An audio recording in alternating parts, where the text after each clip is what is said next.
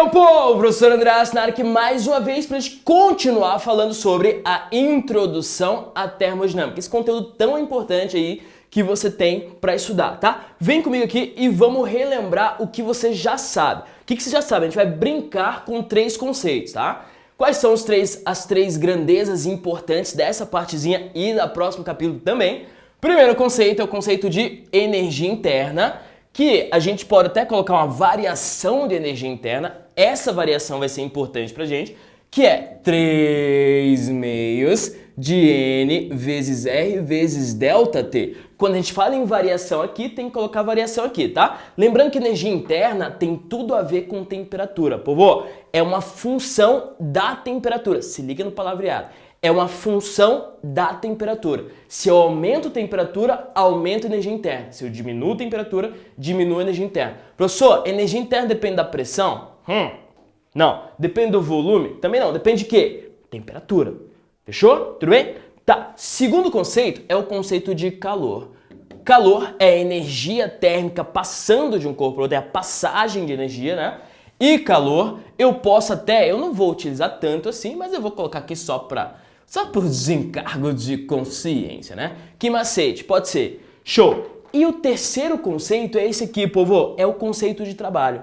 E trabalho, se você bem lembra, na mecânica era isso aqui, ó. Trabalho é igual a força vezes deslocamento. Confere? Só olha aqui agora que eu vou te mostrar da onde que saiu a equação do trabalho. Ó, tá vendo esse êmbolo aqui? Esse gásinho, por ter bastante pressão lá dentro, ele vai empurrar o êmbolo para cima, certo? Quando ele empurra o êmbolo para cima, vai chegar um momento que o êmbolo percorre uma certa distância. Confere?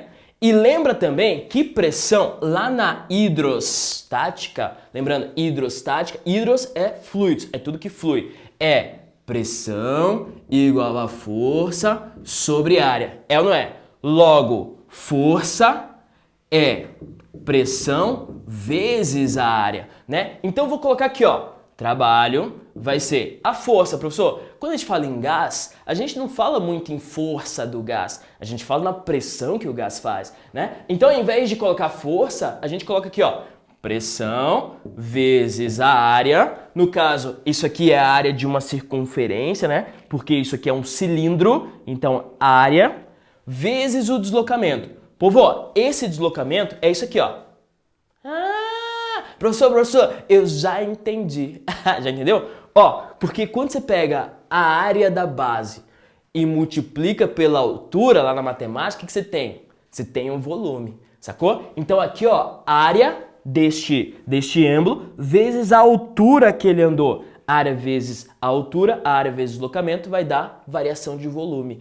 Então, ó, isso aqui vai ficar trabalho igual a pressão vezes a variação de volume. Sucesso? Tá aqui, tá feito. Então, a gente chegou nessa equação a partir dessa. Então, as duas continuam sendo válidas. Então, para a maioria das questões, a gente vai usar essa aqui, né? Claro. Mas às vezes, né? Às vezes, na questãozinha aí, a gente pode voltar e usar essa aqui, a equação original, sem problema nenhum. Beleza? Então, são essas três grandezas, trabalho, calor e ΔU, que a gente precisa saber utilizá-la perfeitamente. Você vai ver que a gente vai brincar com elas e tudo depende da relação entre elas. Beleza, prof? Até aí entendi. O que mais que eu tenho que saber? Aqui, ó, gráfico.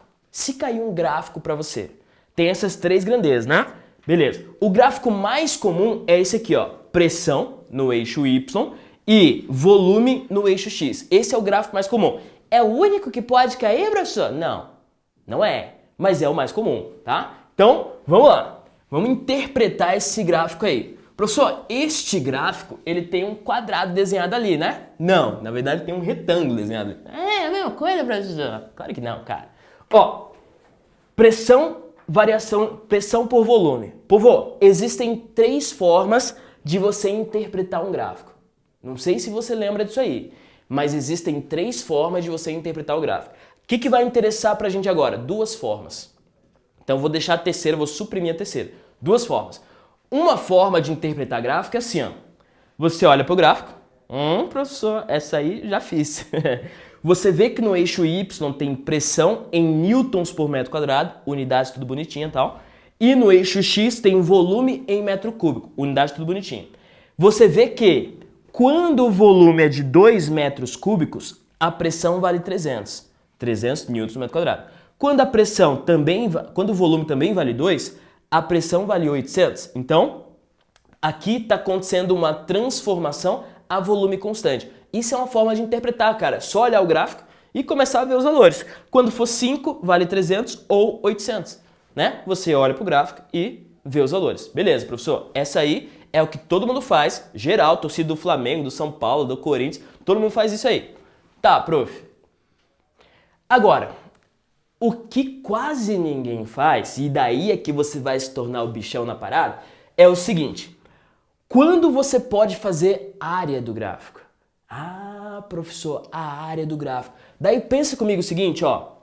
Apareceu um gráfico na tua frente, pode aparecer 4 figuras. Basicamente, 4 figuras podem aparecer para você. Quadrado, retângulo, triângulo, um trapézio. Então essas 4 figuras. Lembra aí para mim, como que é a área de um quadrado? A área de um quadrado é base vezes altura. Exatamente. A área de um retângulo, base vezes altura. Área de um triângulo, base vezes altura sobre 2. Perfeito, meu, você está sabendo tudo. E a área de um trapézio? A área de um trapézio, professor, peraí, isso aí é mais um pouquinho, como que é? Base maior mais base menor vezes altura sobre 2. O que tem em comum em todos esses que eu falei? Professor, todos eles têm base vezes altura. Exatamente. Então, ó, para você interpretar um gráfico e saber quando que você pode fazer a área, você vai pegar a tua base, olha só, e vai multiplicar pela tua altura. Sucesso? Pega a base, multiplica pela altura. E quando você fizer isso, você vai ver, ó, quem que tá na base? Volume. Quem que tá na altura? Pressão. E quando eu multiplico pressão vezes volume, o que eu tenho? Professor, eu lembro da formulinha que você acabou de chegar. Trabalho. Exatamente. Só coloca um delta aqui, ó. Fechou. Então, ó, se eu fizer a área deste gráfico, o que eu tenho? O que ele me dá? Ele me dá o trabalho realizado pelo gás ou sobre o gás. Sacou? Então, se eu fizer a área de qualquer partezinha aqui, eu tenho o trabalho. Ele pode pedir, ó, qual que é o trabalho realizado neste trecho? Ele pode pedir numa questão lá. O que você vai fazer? Você vai pegar o trechinho, colocar aqui até o eixo X, sacou? Daí fica um retângulo, né, prof? Daí você faz a área dessa paradinha aí. Pessoal, e se ele pedir aqui de cima, desse trecho aqui, ó, desse trecho aqui, esquece o resto, desse trecho. Daí você pega aqui, vai até o eixo X, check, pinta tudo. Ah, professor, ele quer a área desse retângulo. Exatamente, área do retangulão. Fechou? Agora, se ele quiser o trabalho realizado por tudo, por todo o ciclo no caso. Tá vendo que isso aqui é um ciclo? Fica né? A gente vai estudar isso aí mais aprofundadamente mais pra frente. Mas ó, se ele pedir o trabalho do ciclo, que é uma figura fechada, daí você pode só calcular a área do que tá dentro. Fechou? Pode calcular a área que tá dentro. Só que um detalhe, anota isso aí pra mim. Se o ciclo tiver no sentido horário é do relógio, né? Você pega o relógio, horário, o trabalho é positivo. Anota aí pra mim. Se você fizer a área de um ciclo e o ciclo tiver anti-horário, ó, anti-horário,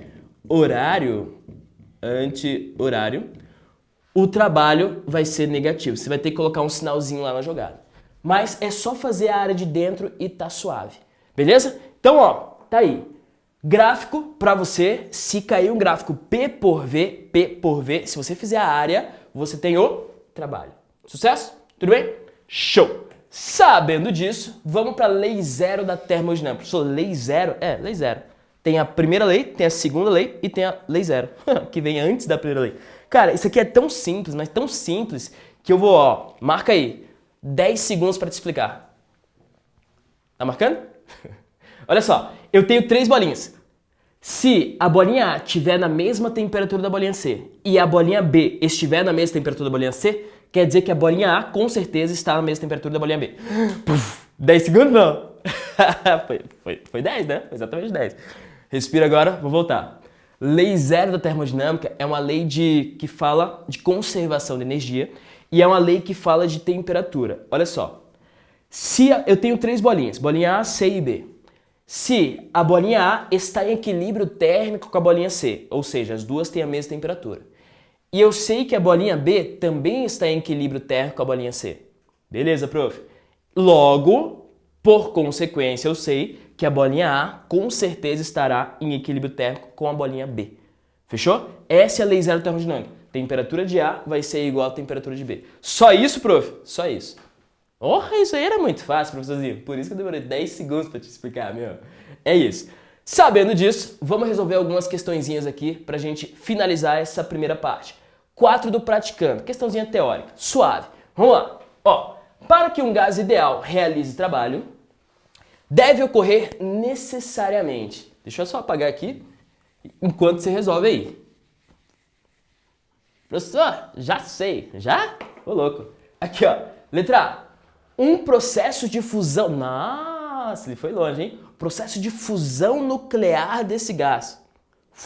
Fusão nuclear, sabe o que é? Núcleo de dois átomos se fundindo, a explosão. É tipo assim, o Sol. O Sol funciona por fusão nuclear. Nada a ver. Letra A? Tá errado. Letra B. Recebimento de calor do ambiente externo. Para eu ter uma realização de trabalho, eu preciso ter um recebimento de calor do ambiente externo? Nada a ver. O que eu preciso ter para ter realização de trabalho? Eu tenho que ter uma certa pressão e eu tenho que ter, aqui vem a parte importante, uma variação de volume. Se não tiver variação de volume, não tem o trabalho. E daí ficou fácil agora porque, letra E fala exatamente isso. Eu tenho que ter uma variação de volume do gás. Então a resposta para essa questão aí é letra E. Sucesso? Tudo bem? Pela fórmula já dá para perceber e já te dou uma dica. As questões teóricas, elas são muito bem respondidas se você olhar a equação, tá? Fica a dica aí para você. Próxima questão, questão 5 do praticando. Vamos lá. Um gás ideal monoatômico sofre um conjunto de processos termodinâmicos. Beleza, a gente vai se aprofundar nisso aqui ainda. Descritos no diagrama PV abaixo, P por V.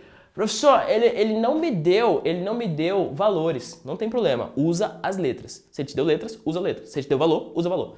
Tá, supondo T a temperatura absoluta do gás no estado A. No estado A, a temperatura vale T, certo? Qual a temperatura desse gás no estado D? No estado D. Beleza, o que eu faço nessa questão aí? O que você acha? No estado D. Posso fazer o seguinte, posso voltar lá para gases e fazer PV-NRT. Lembra disso? Pivete 1, pivete 2 e tal. Então, letra A, vamos resolver. É P vezes V sobre T é igual a P vezes V sobre T.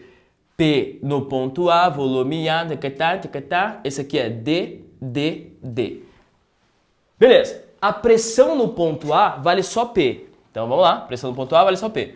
Volume no ponto A vale só V. Beleza, prof?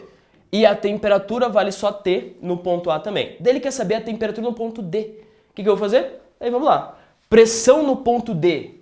Pressão no ponto D vale P sobre 4. Se liga, P sobre 4. Beleza, prof?